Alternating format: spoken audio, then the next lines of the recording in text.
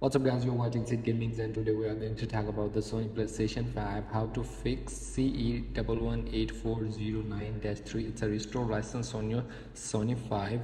Settings and user and account, tap and scroll down. Here is in the last is others and console sharing, restore license.